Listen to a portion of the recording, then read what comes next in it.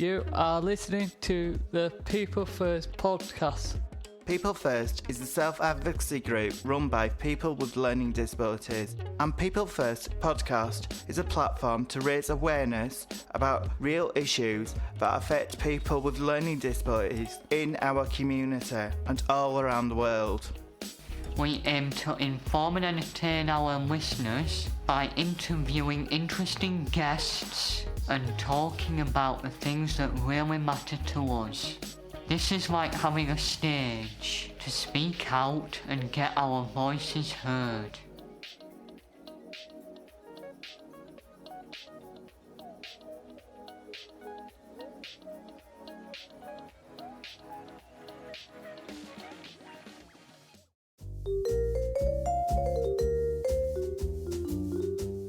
Welcome to the People First podcast. Today we are interviewing a very special author called Lynne Reid Banks. Thank you for coming along and talking to us, Lynne. We really hope you enjoy the show. Can I just say one thing before we start? I am so happy to be back in lovely Yorkshire and especially Keighley, of which I have so very many happy memories. What made you to be an author? An author, I'll tell you what made me to be an author, failing to be an actress. That's all I wanted to do in life, was to be an actress, and I became an actress, but alas, not a very successful one. And then I wrote, how I got onto writing was after 6 months in rep in Keighley, doing a new play every week. I decided that I could write one, and I did.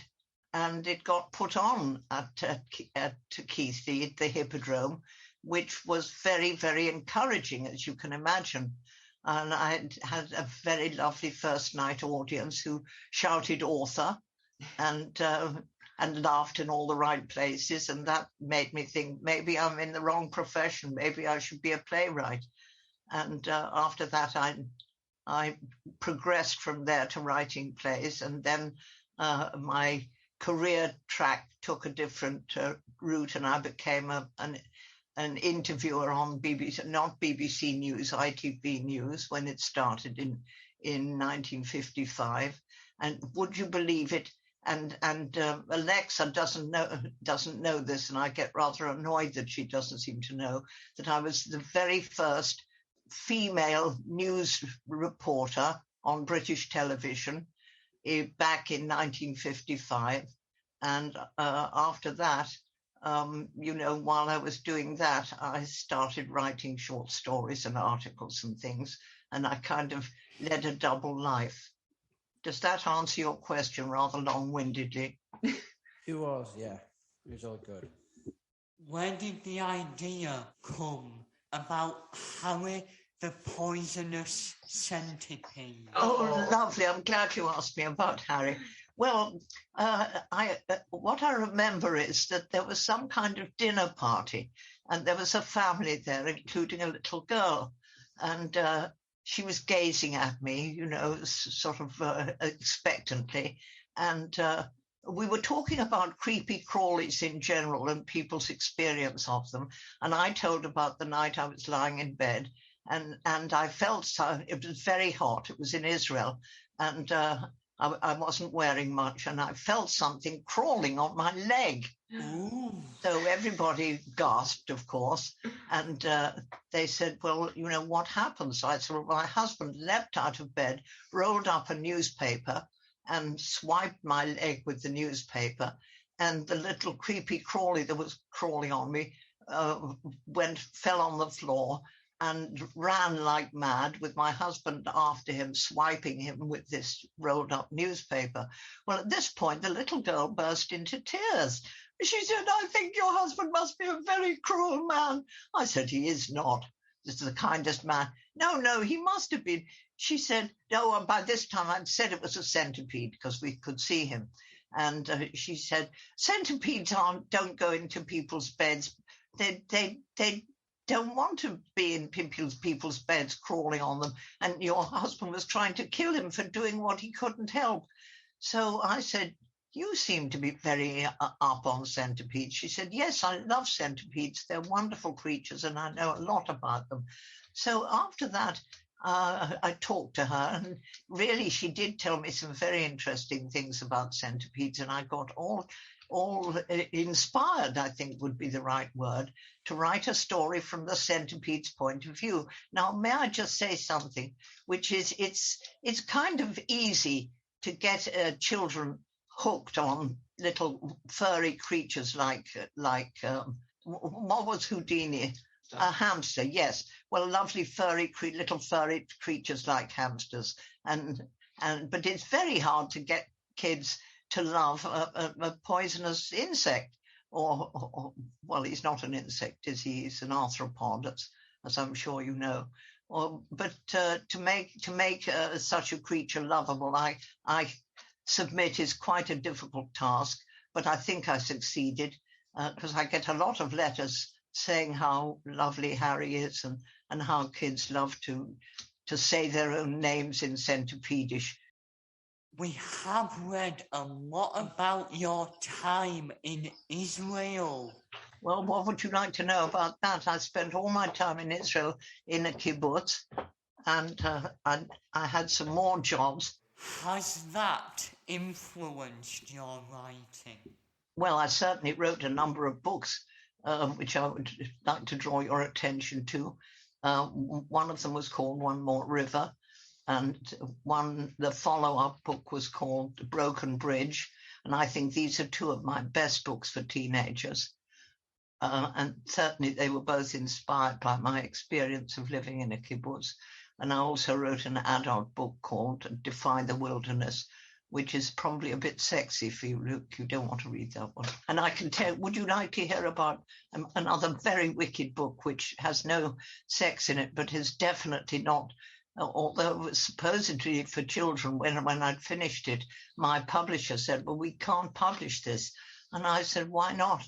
And she said, because it's got a really, really bad child in it, and we can't have books for children with bad children in them. Oh, no, it would upset children. Well, yes, not children, as it turned out. They weren't upset at all, but the parents were probably a bit upset. And the inspiration for that one, and it was called Angela and Diabola. Perhaps you can guess from the name something about the book. And it was funny that I was in a class of kids, and some of them were behaving really well, and others were being rather naughty. And I thought, I wonder what would happen if all the goodness that should be mixed up in us went into one child, and all the badness which should have been modified by the goodness went into another child, like twins, and one good child and one bad twin. And wouldn't that cause a lot of trouble? And it surely did, not least for me, because I had some trouble getting the book published on account of having a bad child in it. And when the publisher said that, I said, well, have you tried it out on some children? And they said, what a strange idea. What? Show the book to children and test it before we publish it? I said, yes, why not? They said, well, that's original. We've never heard of that. So I said, well, surely you have children or nieces or nephews or somebody. So they did. And they came back very soon afterwards, said they screamed with laughter. They loved it. So I said, well, now will you publish it? And they said, well, I guess we'll have to. So they did. And kids to this day, at least I hope to this day, maybe nobody's reading it now because it was quite a long time ago. But when they do read it, they think it's very funny, and the doings of Diabola, who was, of course, the bad one, really kids love to read about her. But, oh, dear, she's bad. I can't imagine what trouble that would have caused. Well, you can imagine their poor parents have a terrible time, not least with the perfect one. Can you imagine a perfect child who never does anything wrong? That also caused trouble. She was so good. She caused trouble in her own way. Horrible. How is it different writing for various ages? Oh, that's an interesting one, Luke. Well, with children, it's a lot more fun. It's not necessarily easier, and it's certainly you don't have to be less talented or work less hard to write for kids, rather the reverse, because children are a very, very demanding readership, and you've got to do your very, very best for them.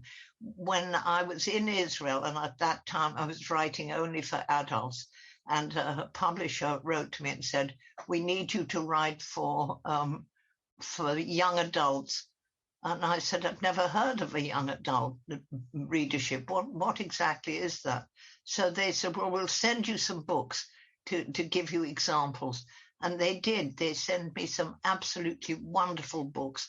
And when I read them, I thought, my God, my best is going to be barely good enough for if I'm going to write for this, on this level, for this readership, if this what's wanted, I'm going to have to be really good. And that was when I was asked to write a book about somebody, a teenage girl in a kibbutz. And that was when I wrote One More River. And that got me started on writing teenage books. But it was only because I'd read, I wish I could remember, I've got a terrible memory now. There were some wonderful books they sent me, and I thought, these are really good. I'm going to have to be really good. And it was only after that, of course, that I started to write for much younger children. So over the years, I've written for every age, really, from about, if my son is an illustrator, and he's written books for illustrated books for children, and I've had a hand in those sometimes. So I've written for quite young children, 5 and up. But really, the reading books have been for 8 years old, right the way through to grown up. And I've had lots of fun doing all those.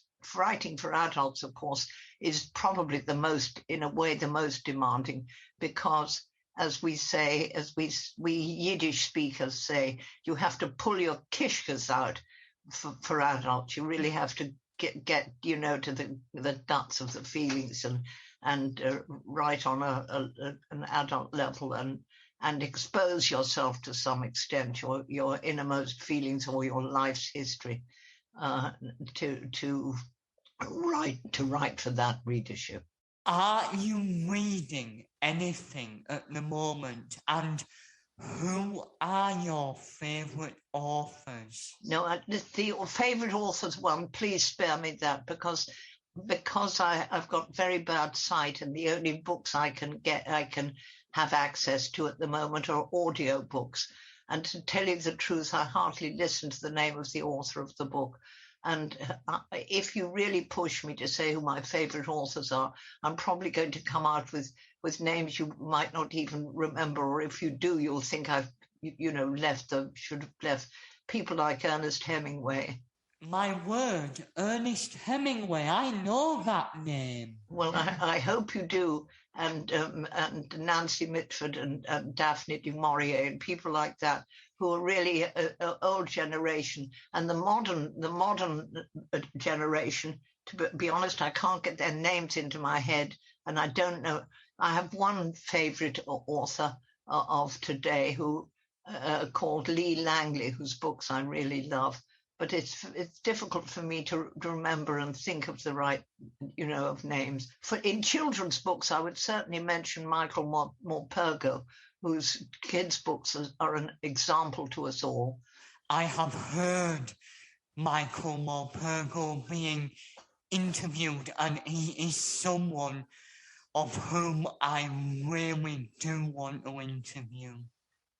Well, you read a few of his books, and he does a wonderful thing. He lives in the country on a farm, and for years he has brought city children to his farm to find out where milk actually comes from, that it doesn't come from bottles, and introduce them to country and agricultural life, which I think is a really noble work. He's really changed city kids' view of the countryside and farming. And besides, he's a darling. And he liked my Red Dragon book and wrote something very nice to put on the cover, which would make you love him, would it not? I think that is a very good thing that he did, and we will track him down. You do that. You read him, but also read me, because if Michael recommends a book, it must be good, right? He recommended a book of mine called Tiger, Tiger. Now, I'm sure you know the poem by Blake, Tiger, Tiger, burning bright in the forests of the night. What immortal hand or eye dared frame thy fearful symmetry? So he wrote a very nice thing which went on the cover, which was burns bright to the last page, taken from the poem, of course, which didn't do it any harm. It's a very good book, by the way, Tiger, Tiger. It's all about ancient Rome and the Colosseum and the Pharaoh, and the Pharaoh's daughter gets a pet tiger. And the story is about two tigers, one of which goes to be the princess's pet, and one goes into the Colosseum to be a ferocious man-eater for the entertainment of the bloodthirsty Romans. And so I had quite a lot of fun with that, and Michael liked it. Burns bright to the last page. Well, I loved that. Do you have any new books coming out? I'm very happy and proud to tell you that Michael has endorsed my new book, and it's coming out in the beginning of November, and it's called The Red Dragon. And if I do say it myself, it does no discredit to me or any of my other books. I think it's just as good as any of them are, even though I'm pretty old now. It's about a time in the future when the long, long wars between dragons and uprights, that's us, have stopped because the dragons won, and they banished the uprights from the mainland onto what they call lumps of land, in other words, islands. The dragons have quite a lot of their own language, by the way, which you might have to learn, like Centipede. But you can follow it all right. Anyway, now the dragons have learned to speak due to a mutation. You can imagine what might have caused that. And they now live a quiet, decent, unferocious life, and have no uprights to bother them or spoil the environment. But then they've got a big problem, the dragons have, which is they have to eat coal, which goes down into a firebox in their chest, which enables them to breathe fire. And of course, you know that if a dragon can't breathe fire, he's not a proper dragon, and he loses his strength. So they're running out of coal that the uprights left behind. The coal supplies are dwindling, and the council sends a family, which includes a red dragon, which is an anomaly because there's never been a red dragon, but one little dragon is born red. And the family, the father and mother and Red, whose real name, by the way, is Ferocity P, bite your head off, because they do believe in retaining some of their fiercer names. And they go off to try to find some uprights who might be able to help them, despite the long hostility between them, to find some coal. And their book is about this quest that they have. It's good, I think. Well, spread the word. I need lots of sales. Would you like to hear the Red Dragon song? I think we would like to hear the Red Dragon comes out of the sky, I know that I will learn how to fly. When the red dragon comes over the sea, what a day that will be for him and for me. When the red dragon comes over the hill, I know he will come to heal, not to kill. So don't forget the title. Thank you. That was terrific. You have several audiobooks. Why do you think it's important for them to be on audio? Well, I'm rather deaf now, and I also don't see well enough to read print. And this means that books would be just a thing of the past for me if it weren't for audiobooks. And I'm not alone in this, of course. There are many people who are partially sighted or even blind who very badly need, if they care about books at all and want to continue with their reading, as it were, they're going to need somebody to read for them. And oh boy, are some of the people, the actors, many of whom do this reading for love. They don't charge for it. They really need and depend on these wonderful readers. And I certainly do. It's my lifeline. And I would advocate anybody who is looking for somebody to give some money to because it's a charity, and they need support. And my one is my one. It's called Caliber Audio Books, and they are wonderful. Also, they have 13 of my books recorded, which is very nice. You spent some time here in Keighley. I did weekly rep there for many, many months. A new play every week. And it was the part of certainly the most exciting and happy part of my career as an actress. Why were you here? Well, I was an actress, and there was a very good company run by a man called Richard Burnett, who took over the Hippodrome for a winter season, and put on a new play every week, which if you might imagine, learning a new play every week for months on end, it's quite something. But that was the way of weekly rep in those days, and very many towns, if not all the major towns, had a company that lived with them and put on a new play every week.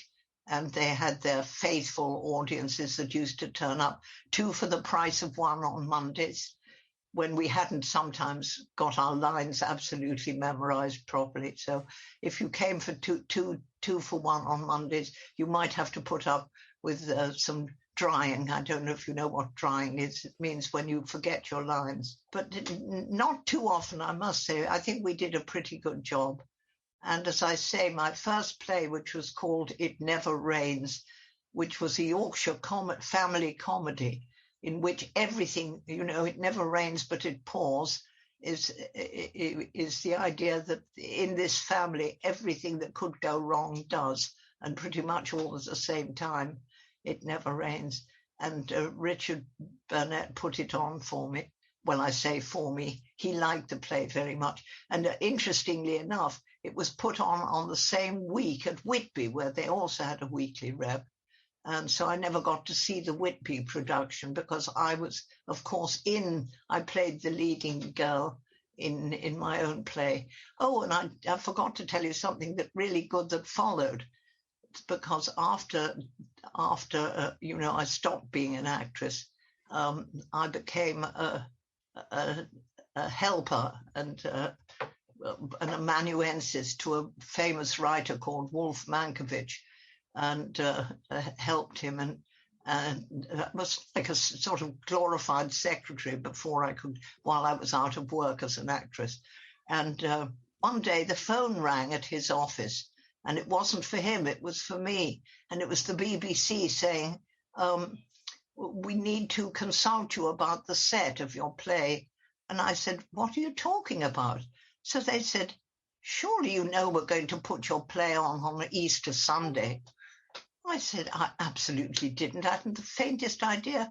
Oh, they said, well, we'd better let you know about that because it's quite an important date. Easter Sunday. There was a play put on every week by the BBC and TV in those days. And whoever had a play done on Sunday would have it repeated live on Thursday. So it was quite something. And I remember after that, for some time, most of the phone calls that came weren't for Wolf Mankiewicz, they were for me. And Wolf got fed up with this, and he said, listen, you're obviously on your way. I don't need you anymore. Off you go. He gave me the push. But it didn't matter because I thought, well, now I'm going to be a playwright, so I can manage. And did you manage? Well, little by little, not as a playwright, but as I say, I proceeded to be TV reporter. And while I was doing that, in any news company, there are always long hours, times when nothing much is going on. And during those times, the men used to go to the pub, and I didn't want to do that. So I sat behind my typewriter and I started to write a book. And that book was called The L-Shaped Room. And that did very well for me and got made into a movie with blissful Leslie Caron. And you can still sometimes see it on television. It was on my birthday, as a matter of fact. And I watched it, not for the first time, needless to say, and thought, this is a good film. I didn't like it at the beginning because it was different from my book. But now I do like it very much. And I'm proud that, whoever did well out of that. And Leslie got nominated for an Oscar for her performance in it. And after all, it was from my book, whatever Brian Forbes, who wrote the script and directed it, he added a great deal to it, I have to admit. Cheered it up a good deal. But still, it was my book to begin with, and I'm quite proud of that. And after that, I became a book writer. You used to be a news reporter. Can you tell us more about that, please? At that time, I was being a freelance journalist when the run-up came to the new channel. After all, there was only one channel at that time, and that was the BBC. But then it was decided to have a commercial channel, which had advertisements on it, commercials. And of course, they had to have their own news service. And a very nice man called Aidan Crawley, who was a war hero, was given the job of being the first editor of the new news service. And I was sent by a magazine I was working for to interview him and to find out what his plans were for the new news service. And he started telling me that he was going to employ women. What? Women as reporters? And he said, we're not going to have news readers like the BBC have with little penguin, white shirt fronts and black ties and looking very toffee-nosed. We're going to have newscasters, and they will also help making the news and doing the interviews. But he said, we're also going to have women to be reporters. I said, but that's unheard of. He said, until now. And now I'm looking for somebody to be my first news reporter. He said, as a matter of fact, do forgive me. I've got so much on my mind at the moment. I've forgotten why you're here. And of course, I didn't say I'm here to interview you for Titbits or whatever the magazine was. I very quickly put my notebook under my behind and said, oh, well, of course, I'm here for you to interview me for a job as a news reporter. So he said, well, you seem to be somebody who can ask good questions. Maybe, we'll give you an audition, which they did, and I got it. Okay. And I did interview some very famous people, I have to say, which was fun, over the years, because I did it for 5 years. And in that time, I interviewed Audrey Hepburn and Charlie Chaplin and Paul Robeson, whom you probably don't remember, but he was a wonderful singer, and Rita Hayworth and Jack Lemmon and Agatha Christie, a lot of people who were very famous at that time. But, I had a lot of fun, but I also pioneered what we called Vox Populi, which means voice of the people. And that meant going out in the street when there was some interesting news item or question or controversy going on, and just march up to people in the street, put my microphone, which looked just like the one you're holding, Luke, under their noses and interview them. Well, the people were so completely unused to anybody doing this. I think the men thought I was soliciting, and they would back off and run away from me. But then, after a bit, people got used to the idea that if they submitted themselves to being interviewed in the street, they were going to be on telly, which, of course, everybody wanted to be. So after that, it became a lot easier. But I had to think of good questions and do follow-up questions and all that. And I learned and developed my own skills in that way and did it for many years. What do you do in your spare time? What do I do in my spare time? Yeah. Well, at the moment, I mainly lie about because I'm not very well at the moment. When I'm not feeling a bit dopey, because I've had a bit of a stroke, and I have to rest. But I love to garden and I love to go into schools. I do a thing called voluntary reading help, or I used to, which means going into schools and helping kids with their reading. And I love doing that. And before that, I used to travel quite widely and go to different countries and go into schools and talk about my books and talk about, just things. And I really love doing that. And I did it all over the world. We did during the war, when I was a little girl, early teenager, I was 12 at the time. I was evacuated to the prairies in Canada, and I was in a town called Saskatoon, and somebody in Saskatoon got in touch with me and said, "Will you do a Zoom for my classes?" He had access to quite a lot of schools. So that was, of course, great fun. And it was fun to be back in Saskatoon.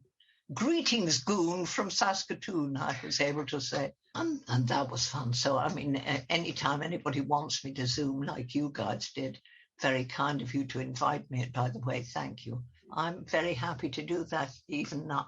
Can I ask just one question? I wondered if Oliver was competing to be our next Prime Minister.